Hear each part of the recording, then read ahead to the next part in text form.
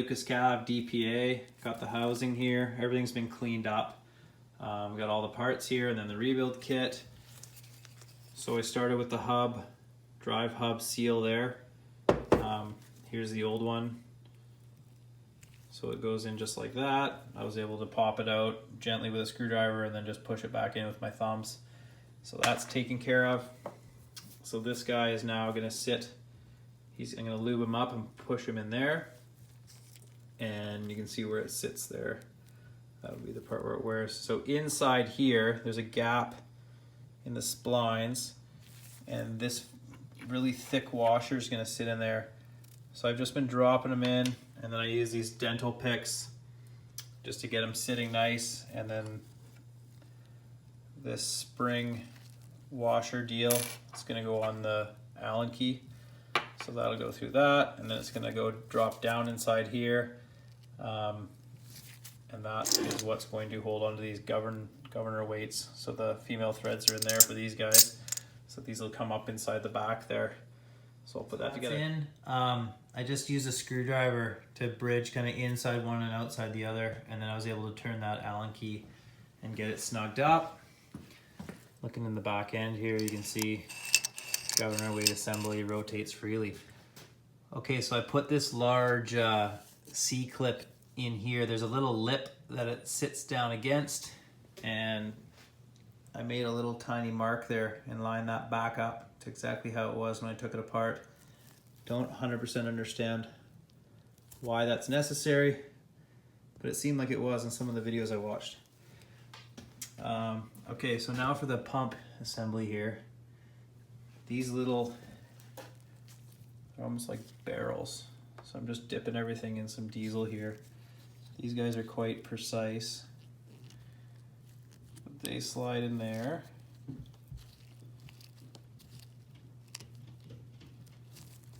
One in that side, one in the other. I'm gonna have to put the phone down to do this. But they're quite a precise fit, so I'll have to give them a wiggle. There it goes. So that's a very precise fit. And then these guys have like a little casing. Just tip them. They go in here, right like that. And then there's the fuel plate's gonna go on top. So, and then this will be sandwiched on top of that. So down in here, there's these little receivers. So these feet that protrude down are gonna sit into those, and then this is gonna adjust and allow more fuel or less fuel as these guys are rotating inside of this piece.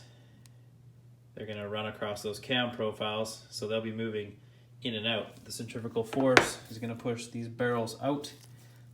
These guys, 1, 2, are gonna be rolling around inside this, and they're gonna be creating that pumping action that supplies the high pressure side. So I'm gonna have to put the phone down, I'll put this back together. All right, so everything's inside there now. Just take note of the direction of these little wings here. They're larger on the one end than on the other, so if you're looking at it in this orientation, the left one points down and the right one points up. And those sit in nicely. Now this fuel plate goes on top, and these little feet sit right in there on both sides. Now you can see the adjustment here. So as you turn this, you're gonna allow these guys to come out. You can see the little roller there now, push it in there. If you were to spin this and it was all the way this way, they could only protrude so far, so they'd have less pumping action. As you increase this movement, you're allowing it to pump essentially larger amounts of fuel per rotation. Okay, so that goes like that. This guy is going on top. And there's these fancy little guys right in top there.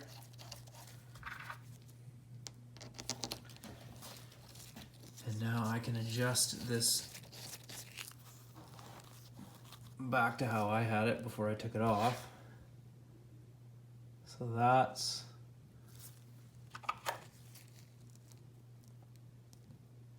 just gonna come back a bit that way.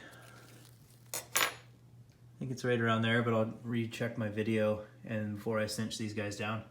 And then that will be ready to slide back into the pump housing up with the gap there. So that point, I also made a point of where this shoulder was. I had like 3 points, and then those are about the same gaps on the left and the right of this adjustable piece for the fuel. So that's where it was.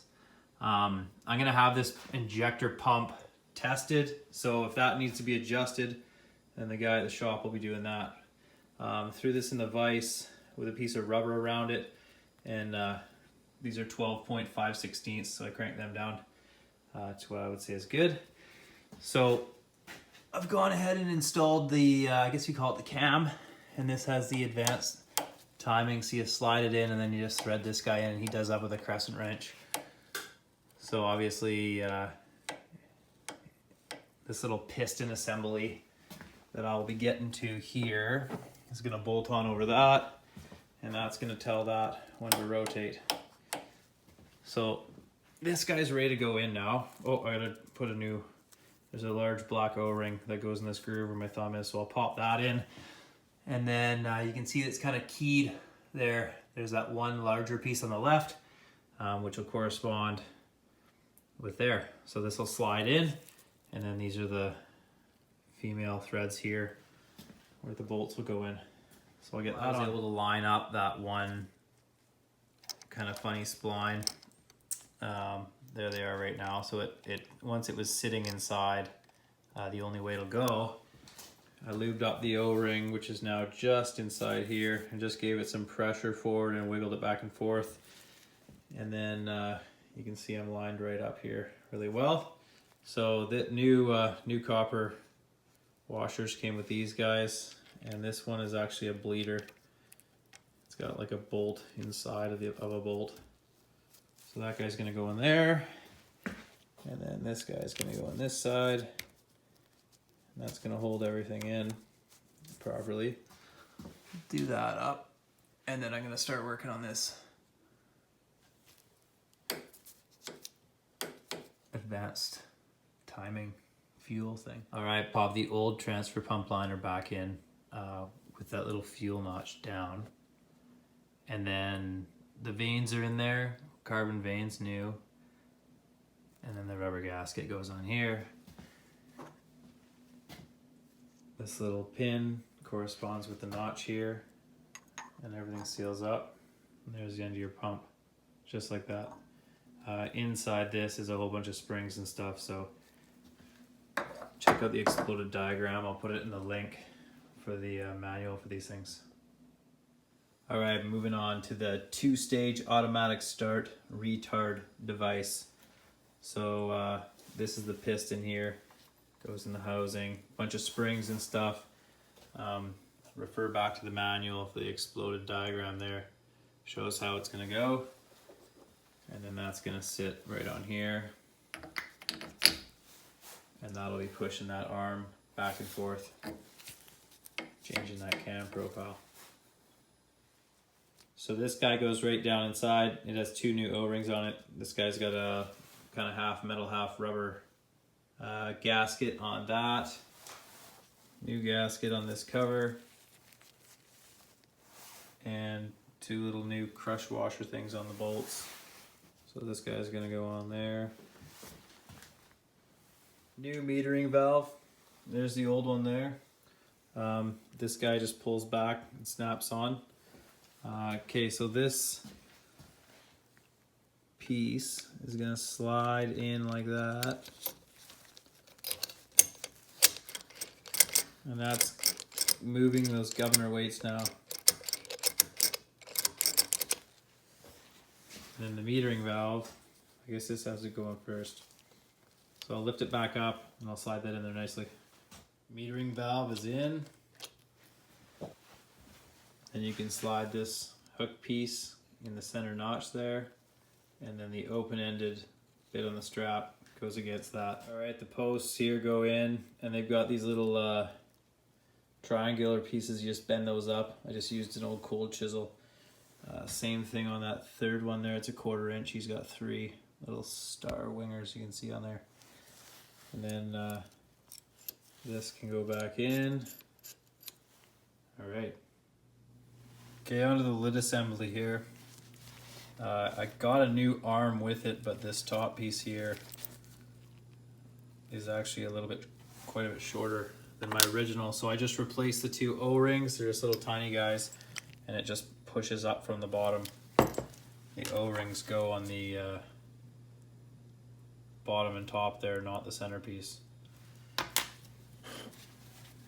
Then you got a washer on there. There's a little cap, sits over. Then this arm goes on. Now I never adjusted this stop. I never adjusted this one. And I never adjusted this guy. So putting the fuel back to normal, this thing should run as it was, which was good. I had no issue with it. Anyway, this guy's gonna go on, and then he's got a little cap that goes in there. New crush washer and a new nut. Spring is hooked up on the center hole at the top. Threw down the gasket on here, and then this little spring plug guy, he's poked through center hole again, just how it was. So I'm gonna hook up this spring, pull this over, and drop her right down on top. All right, once you got the top on there, the only thing left is the ejector boards here. So mine have a little washer on both sides there, so I replaced those, cranked them down nice, and put these little caps on all the outlets. So this thing's all clean, rebuilt. A couple extra parts and gaskets left over there, but that's fine. I'll just throw them in a kit, have them on hand. And then this is gonna go with the 3 hard lines and the 3 injectors there that were all cleaned and gone through. And then they'll test them and let me know. Hopefully everything just needs to be adjusted. No new parts after all this. I'll let you know how it works out. Cheers.